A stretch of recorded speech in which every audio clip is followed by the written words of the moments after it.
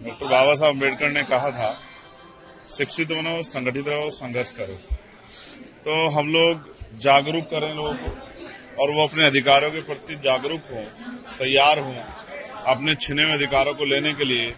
उसके जरिए जो है उनका जो जीवन है वो आत्मसम्मान का हो, अधिकारों का हो। तो हमने जो नारा दिया है वो यही है कि पढ़ेंगे तो आगे बढ़ेंगे और साथ साथ चलेंगे। बटेंगे जैसे बयान से क्या प्रभाव पड़ता है?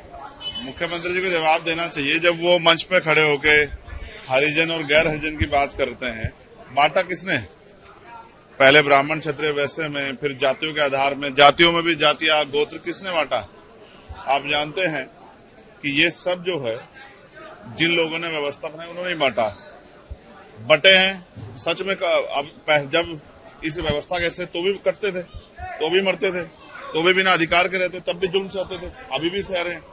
तो मुख्यमंत्री शायद जो है उनको एक ही लालसा है कि उनकी राजनीतिक जो है चीजें आगे बढ़ती रहे, उनकी पार्टी आगे बढ़ती है। उनको ना समाज से, ना प्रदेश से, ना देश से कोई लेना देना नहीं है कि उनके बयान का क्या असर समाज पे हो। सर, एक विधानसभा में आपके प्रत्याशी ने पर्चा दाखिल किया था, लेकिन उनको नहीं बुलाया गया, क्या साजिश इसके पीछे? देखिए, मैं ये समझता हूं कि जिस तरह का टिकट डिस्ट्रीब्यूशन हुआ था, भाजपा के लोगों ने डर के षड्यंत्र करके हमारे प्रत्याशी का पर्चा कैंसिल कराया। हम इन चीजों से डरने वाले नहीं। जिन सीटों में हमारे प्रत्याशी लड़ रहे हैं, बेहद दमदारी से लड़ रहे हैं। मेरा विश्वास है कि आजाद समाज पार्टी का प्रतिनिधित्व इस बार विधानसभा में जाएगा। एक जानकारी मैं आपको देना चाहता हूं, हालांकि ये राजनीतिक नहीं है, मुझे नहीं पता आपके लिए इसके कोई मायने है या नहीं, लेकिन अभी मैं ट्रेन का सफर करके आ रहा हूं वंदे भारत से। C3 जिस बोगी में मैं था, जैसे ट्रेन ने बुलंदशहर क्रॉस किया, किसी असामाजिक तत्व ने ट्रेन पर पत्थर फेंका, जिसमें मुझसे आगे 2-3 जो चेयर्स हैं उनके आगे वाले जो एक यात्री थे, उनका शीशा चकनाचूर हो गया, उनको चोट भी लग सकती थी।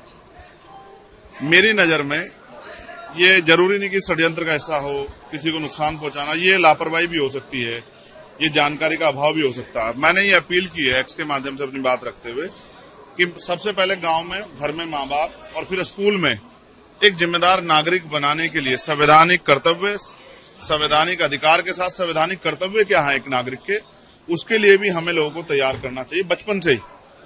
रेलवे की संपत्ति जनता की संपत्ति है, देश की संपत्ति। देश की संपत्ति की सुरक्षा करना एक जागरूक नागरिक का अधिकार है, कर्तव्य है। तो इसलिए मैं देश के जो संविधान में आस्था रखते हैं, जो मुझ में आस्था रखते हैं, जो इस आंदोलन में आस्था, उन सबसे अपील करता हूं कि कभी भी ऐसे किसी कृत्य का हिस्सा न बने जिसमें देश की संपत्ति को, सरकारी संपत्ति को नुकसान हो या किसी का भी नुकसान हो। ये अच्छा नहीं है। मैं रेल मंत्री जी से, केंद्रीय रेल मंत्री जी से और प्रशासन, पुलिस से ये मांग करता हूं। करोड़ों रुपए का नुकसान भी रेलवे का हो रहा है, जनता का नुकसान है। तो कभी कभी गैर जिम्मेदारी में, लापरवाही में हम अपना ही नुकसान करते हैं। तो इन सब चीजों से दूर रहना चाहिए। इसका नुकसान होगा, कल उन पर कार्रवाइयां होंगी। ये नासमझी खतरनाक है। इसलिए मैं अपील करता हूं सभी जागरूक नागरिकों से, उनके माता पिताओं से, बच्चों के और उनके परिवार के लोगों से कि ऐसी किसी भी घटना के लिए सबसे पहले स्वतः अपने बच्चों को घर पे जागरूक करें और फिर स्कूल में भी इसको बचपन से पढ़ाया जाना चाहिए कि क्या आपको करना है, क्या नहीं करना।